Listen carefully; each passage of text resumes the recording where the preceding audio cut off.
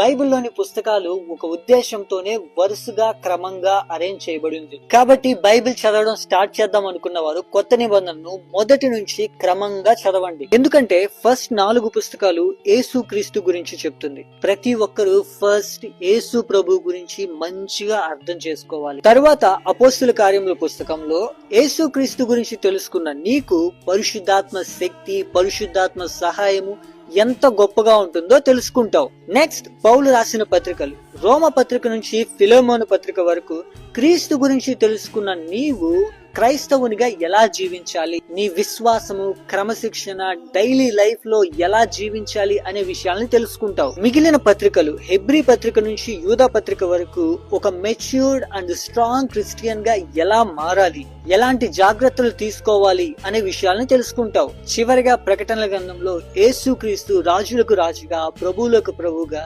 మనల్ని తన రాజ్యంలోకి ఎలా తీసుకువెళ్ళబోతున్నారో అనే హోప్ తో, నిరీక్షణతో ముగిస్తావు. సో ర్యాండమ్ గా ఏదో ఒక పుస్తకం చదవడం కంటే ఈ విషయాన్ని దృష్టిలో ఉంచుకుని క్రమంగా చదవడం మంచిది.